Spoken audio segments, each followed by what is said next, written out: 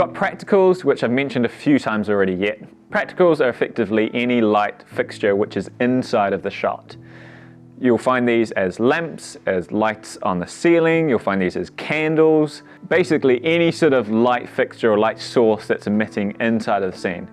Practicals are really good because they can help ground and motivate where your light's coming from. If I say motivate light, what I basically mean is explain where the light source is coming from.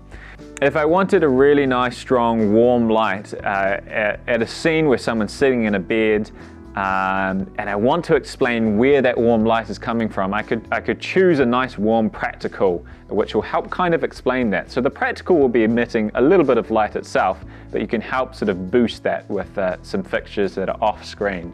So they can help motivate light. They can also just help create dimension and just look really great in the frame. The other really helpful thing a practical can do is create a little bit of texture and dimension inside of the frame. I think sometimes you might find like a bookshelf or some sort of wall where if you find a practical that can actually spill onto that, you can create some nice shape with it. Be warned, a lot of sort of cheap household practicals can do you a disservice. They might have a really magenta or green shift to them that can look very poor. And they might be difficult to match potentially. Keep in mind what sort of practical you're working with, how much of the output it is. Frequently I find that practicals might be too bright for the scene. Usually I don't want the practical to overpower any of my other lights. So this might require a little bit of an ND gel, basically a black gel, to help reduce the quantity coming through. But if I put a gel on it, obviously I can see that gel unless it's inside of a lampshade.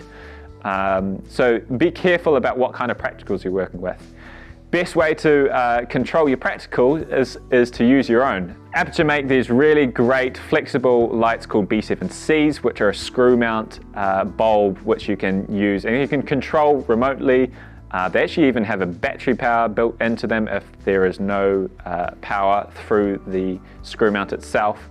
You can control the color temperature of the color. Really helpful tool to have. If not, maybe consider hiding some of the lights you have. I will frequently hide little tubes or little panels inside of the scene, and basically I could even turn off the light inside a lampshade and replace it with a panel which I have full control over, where I can change the color temperature to whatever I like. So be warned for household practicals. They're also your friend and they can help motivate light.